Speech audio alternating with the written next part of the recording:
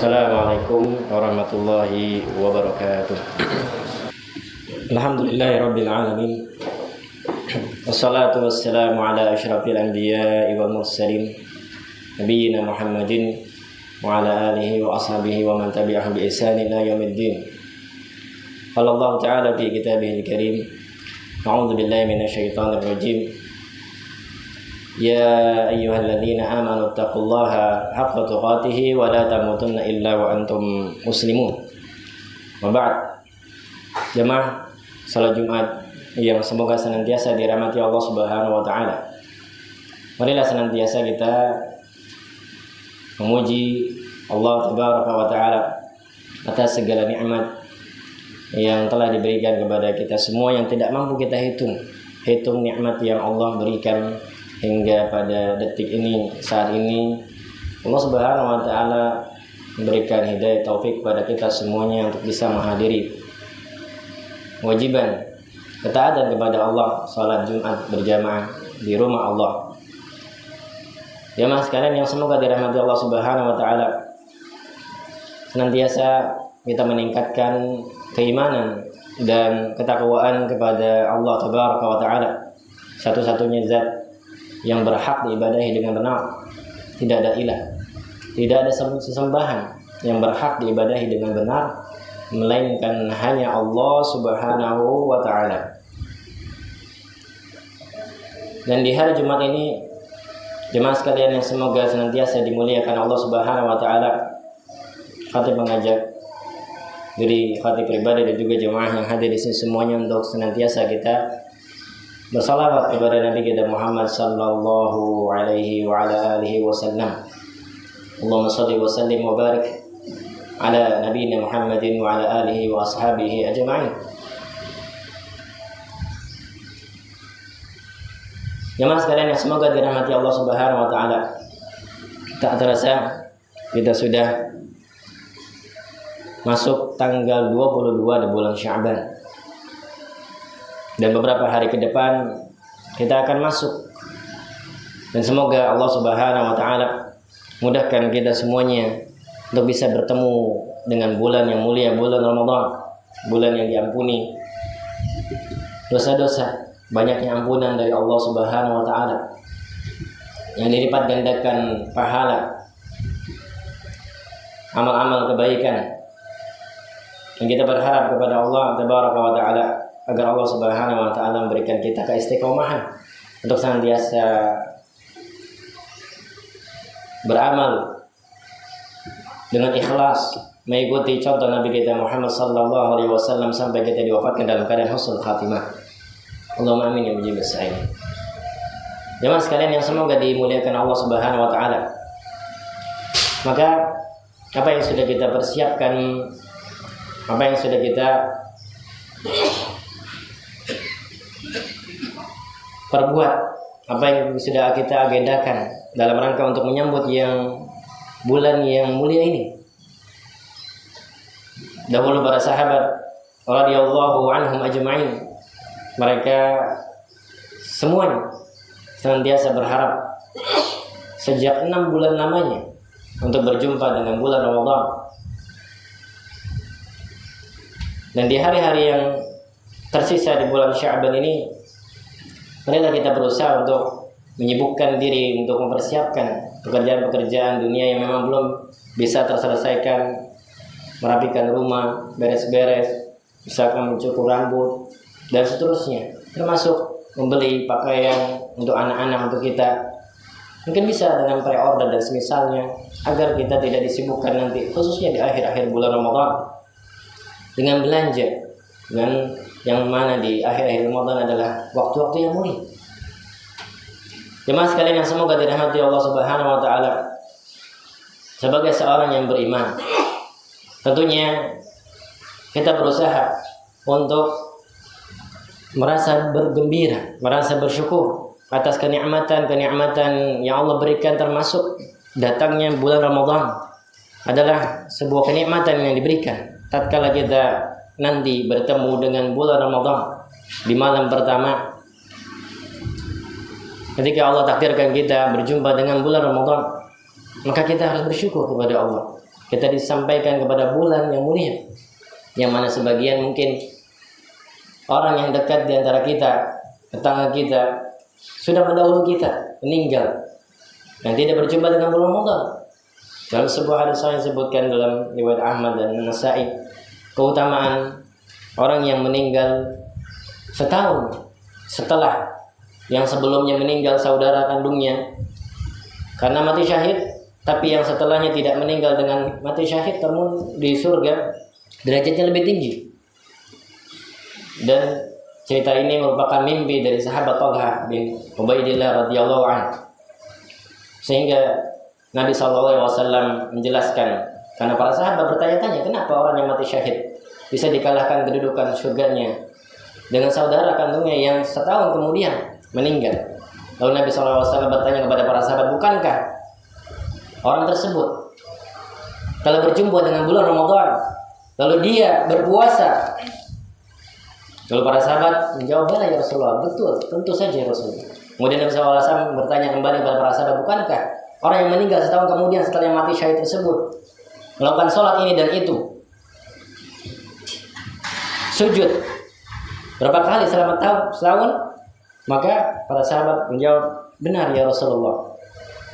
Kemudian Nabi SAW bersabda, fama bainahuma abadu mimma bainas samai wal ardh. Maka derajat surganya antara keduanya tersebut jaraknya itu antara langit dan bumi. Subhanallah, masya Allah. Begitu keutamaan yang besar ketika kita nanti berjumpa dengan bulan Ramadan, kita bersyukur. Karena bisa jadi derajat surga yang berikan kepada kita semuanya ketika kita berjumpa dengan Ramadan itu lebih tinggi daripada yang sebelumnya meninggal. Dan kita berharap kepada Allah agar kita semuanya bisa mengoptimalkan waktu dengan amal-amal saleh.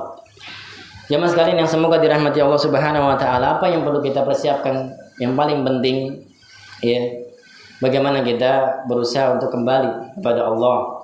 Dan kembali kepada Allah ini bukan hanya di bulan Ramadan, senantiasa. Dan khatib di sini mengajak kepada jamaah sekalian, marilah kita kembali kepada Allah. Kembali dimaksud di sini adalah bertaubat kepada Allah dengan taubatan nasuha. Allah Subhanahu wa taala memerintahkan kepada kita orang-orang yang beriman.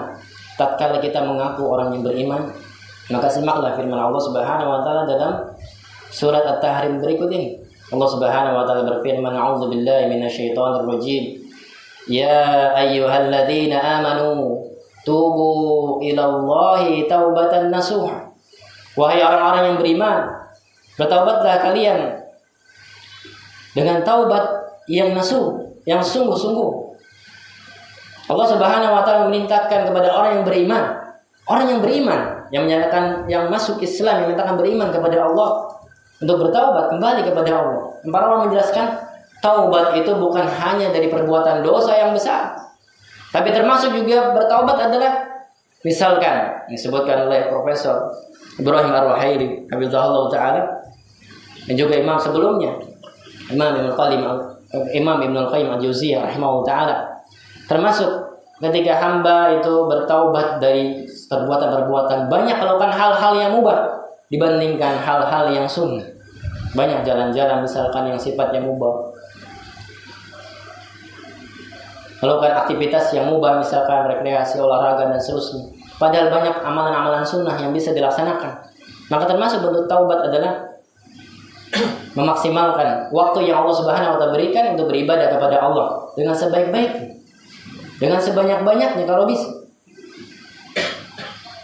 Maka jamaah sekalian yang semoga dirahmati Allah Subhanahu wa taala, ayat ini secara asal memerintahkan kepada orang-orang yang hatinya ada di dalam hatinya keimanan untuk bertaubat segera kepada Allah Subhanahu wa taala. Dan Allah Subhanahu wa taala dalam surat Al-Imran, Allah Subhanahu wa taala mengajak untuk bersegera kepada ampunan Allah Subhanahu wa taala. Allah Subhanahu wa taala berfirman, "Wasari'u ila magfiratin min rabbikum wa jannatin 'arduha as-samawati wal ardh u'iddat lil muttaqin." Dan bersegeralah kalian semuanya untuk menuju ampunan Allah Subhanahu wa taala. Bersegera. Taubat itu tidak ditunda-tunda. Ketika kita mengetahui hal itu salah, tatkala misalkan kita menerobos lampu merah, yang kita tahu Padahal lampu merah itu adalah sebuah aturan. Meskipun ditetapkan oleh pemerintah. Para ulama menjelaskan bahwa itu termasuk ketaatan. Dan ketaatan kepada pemerintah termasuk ketaatan kepada Allah Subhanahu wa taala. Allah gandengkan dalam surah An-Nisa, ya ayyuhalladzina amanu atiiullaha wa atiiur rasul wa ulil amri minkum. Ketaatan kepada pemerintah termasuk peraturan lalu lintas, pakai helm, bukan hanya ketika razia saja. Taat kepada lampu lalu lintas. Ketika kita menjalankan karena Allah, kita akan mendapatkan pahala. Ketika menjalankan karena makhluk, karena ada razia dan seterusnya, kita tidak akan mendapatkan pahala. Ketika kita melanggarnya, kita akan mendapatkan dosa. Diacuhkan lampu merah, tidak pakai helm pada jalan raya dan seterusnya. Ini hal-hal yang kecil, apalagi hal-hal yang besar. Ghibah dengan stiker, dengan status, dengan berbagai macam mencela manusia, dosa besar. Maka kita bertobat kepada Allah. Nabi kita yang mulia alaihi salatu wasallam setiap hari beliau beristighfar dan bertaubat kepada Allah 100 kali dengan lafaz astagfirullah wa atubu ilaih. Beliau yang dijanjikan dengan surga, beliau yang janjikan dengan ampunan, bertobat setiap hari 100 kali. Maka bagaimana dengan kita? Nabi SAW bersabda, kullu bani Adam khata', setiap bani Adam, kita semuanya itu adalah bani Adam, anak keturunan Nabi Adam. Banyak berbuat salah, khata'un wa khairul khata'ina tawwabun. Dan sebaik-baik orang yang berbuat salah dan bertobat kepada Allah segera. Ketika kita sadar, kita langsung beristighfar kepada Allah. Disebutkan setelahnya tadi di dalam surah Al-Imran, ketika Allah Subhanahu wa menyebutkan wasari'u ila maghfiratin min rabbikum wa jannatin 'arduha. Maka Allah Subhanahu wa taala sebutkan di antara sifat-sifatnya orang yang bertakwa kepada Allah, wa idza fa'alu fahishatan aw dhalamu anfusahum dzakarullah. Ketika orang yang beriman, yang bertakwa kepada Allah Subhanahu wa taala melakukan perbuatan fahisyah, perbuatan keji, perbuatan dosa, maksiat, atau menzalimi dirinya sendiri, zakarullah, maka segera dia mengingat Allah Subhanahu wa taala. Ini orang yang bertakwa, yang beriman kepada Allah. Dan Allah sebutkan dengan huruf fa ketika kita belajar bahasa Arab, fa. Segera fastaghfaru li dzunubihim. Maka mereka orang-orang yang bertakwa ketika melakukan fahisyah, melakukan perbuatan dosa dan maksiat kembali. Meskipun dosa itu kecil, meminta ampun kepada Allah, fastaghfaru li dzunubihim. Dan mereka mengetahui, wa may yaghfiru dzunuba illallah. Tidak ada yang mampu memberikan ampunan kecuali Allah Subhanahu wa taala. Walam yusirru ala ma fa'alu wa hum ya'lamun. Dan setelah itu mereka berusaha untuk tidak mengulanginya lagi. Karena mereka sudah mengetahui perbuatan itu dosa. Inilah yang disebut dengan taubatan nasuha. Karena taubatan nasuha itu syaratnya 3. Al-i'tiraf, mengakui perbuatan dosa. An-nadam, menyesal. Yang kedua, yang ketiga, al-azm, berusaha untuk tidak mengulanginya lagi. Kalau salah satu saja dari 3 ini tidak terpenuhi, maka dia belum dikatakan taubatan nasuha. Dan para ulama menjelaskan, menambahkan syarat yang keempat, apabila berkaitan dengan hak-hak Adam, misalkan hutang, meminjam uang tidak dibalikkan, menipu, al-ghish, menzalimi, memukul, membuli, dan seterusnya, maka harus minta maaf kepada manusia tersebut. Yang keempat, ini ketika berkaitan dengan hak Adam, semuanya akan diminta pertanggungjawaban di hadapan Allah Subhanahu wa taala. Apa yang sudah kita persiapkan di hadapan Allah Tabaraka wa taala? Apa yang kita jawab ketika kita melakukan perbuatan dosa dan maksiat, lantas kita tidak bertaubat kepada Allah, lantas kita merasa aman, padahal kita tidak tahu kapan kita akan meninggal. Di dalam salat Jumat, Nabi sallallahu alaihi wasallam senantiasa membaca surat Al-A'la, kemudian surat Al-Ghasyiyah. Dan di dalamnya ada pelajaran-pelajaran mengingatkan kita kepada akhirat, mengingatkan kita kepada kematian. Diingatkan kita dengan ayat di dalam surat Al-A'la yang Nabi SAW senantiasa dibaca ketika sholat Jumat. Di rakaat pertama ada sebuah ayat di dalam surat Al-Alaq. Bal tu'thirunal hayatad dunya wal akhiratu khairu wa abqa. Bahkan kalian, sungguh kalian benar-benar memperbanyak untuk mendapatkan kenikmatan dunia, padahal akhirat itu kekal, lebih baik dan kekal. Jadi di surat Al-Ghasyiyah, Nabi SAW di rakaat yang kedua sholat Jumat senantiasa sering beliau membaca surat ini di sholat Jumat di rakaat kedua. Di akhir surat Al-Ghasyiyah kita ingat,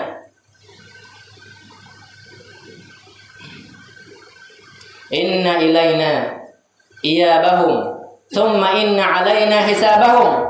Sungguhnya kepada kamilah kalian akan dihisab. Sungguhnya kepada kamilah kalian semuanya akan dipertanggungjawabkan. Kita semua akan diminta pertanggungjawaban kepada Allah Subhanahu wa taala. Aqulu qawli hadza wa astaghfirullah li wa lakum wa li sa'iril muslimin wal muslimat fastaghfiruhu innahu huwal ghafurur rahim. Alhamdulillah wassalatu wassalamu ala man la nabiyya ba'dah wa ala alihi wa sahbihi wa man tabi'ahum bi ihsanin ila yaumil qiyamah wa ba'd. Jamaah sedang salat Jumat yang semoga dirahmati Allah Subhanahu wa taala. Marilah senantiasa kita berusaha untuk bertaubat kepada Allah dimanapun, kapanpun. Saat kita menyadari kita melakukan perbuatan kesalahan, bermuhasabah, kita kembali kepada Allah. Yang kita inginkan adalah ridha Allah Subhanahu wa taala. Jangan sampai kita merasa gengsi, meminta maaf kepada manusia kalau kita memang salah. Meskipun yang kita melakukannya perbuatan salah tersebut kepada anak kecil misalnya, kepada anak kita sendiri misalnya, jangan sampai kita gengsi, tidak mau minta maaf, karena semua perbuatan dosa akan diminta pertanggungjawaban di hadapan Allah Subhanahu wa taala. Kita mungkin sudah mendengar ayat, "Faman ya'mal mithqala dzarratin khairan yarah, wa man ya'mal mithqala dzarratin syarran yarah."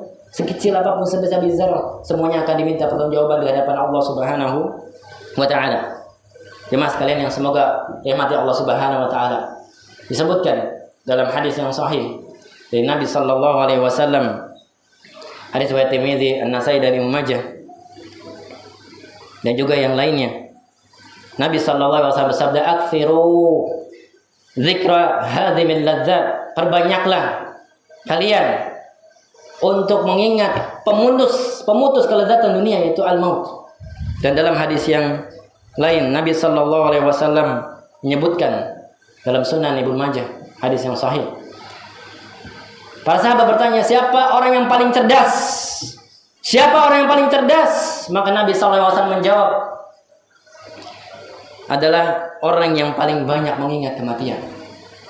Nabi sallallahu alaihi wasallam menjawab ketika ditanya, ayyul mu'minina akyas? Siapa orang beriman yang paling cerdas? Nabi SAW bersabda, aktsaruhum lil maut dzikra. Yaitu orang yang paling banyak mengingat kematian. Semoga Allah Subhanahu wa taala mudahkan kita untuk senantiasa bertakwa kepada Allah dimanapun kita berada. Semoga Allah Subhanahu wa taala ampuni dosa kita, dosa kedua orang tua dan dua kaum muslimin. Innallaha wa malaikatahu yusholluna 'alan nabi, ya ayyuhalladzina amanu shallu 'alaihi wa sallimu taslima. Allahumma shalli 'ala Muhammad wa 'ala ali Muhammad kama shallaita 'ala Ibrahim wa 'ala ali Ibrahim innaka Hamidum Majid. Wa barik 'ala Muhammadin wa 'ala ali Muhammad kama barakta 'ala Ibrahim wa 'ala ali Ibrahim innaka Hamidum Majid. Allahumma ighfir lil muslimin wal muslimat wal mu'minin wal mu'minat al ahya'i minhum wal amwat innaka sami'un qaribun mujibud da'awat. Wa ya qadiyal hajat, Allahumma ighfir lana, Allahumma arhamna, Allahumma yassir lana kulla amrina. Allahumma rabbana taqabbal kulla amalina, Allahumma tub alaina, Allahumma hasibna hisaban yasira, Allahumma adkhilna al-jannah wa a'idna min 'adzabil nar wa min 'adzabil qabr. Allahumma adkhilna al-jannah wa a'idna min 'adzabil nar wa min 'adzabil qabr. Allahumma wafiq li waladi umurina muslimin fi Indonesia hadha wa fi biladil muslimin 'amma ya rabbal alamin. Ya dzal jalali wal ikram ya hayyu ya qayyum bi rahmatika nastaghith. Aslih lana sya'nana wa la takilna ila nufusina tarfata 'ain. Allahumma 'izzal islam muslimin, Allahumma izzal islam muslimin, Allahumma ansur ikhwanana fi Filastin wa fi Sin wa fi kulli makan ya rabbal alamin. Allahumma qasim lana min khasyyatika ma tahulu bihi bainana وبين معاصيك ومن طاعتك ما تبلغنا به جنتك ومن اليقين ما تهون علينا به مصيبات الدنيا اللهم متعنا بأسماعنا وأبصارنا وقوتنا ما أحييتنا واجعله الوارث منا واجعل ثأرنا على من ظلمنا وانصرنا على من عادانا ولا تجعل مصيبتنا في ديننا ولا تجعل الدنيا أكبر همنا ولا مبلغ علمنا ولا تسلط علينا من لا يرحمنا وصلى الله على نبينا محمد والحمد لله رب العالمين أقيموا الصلاة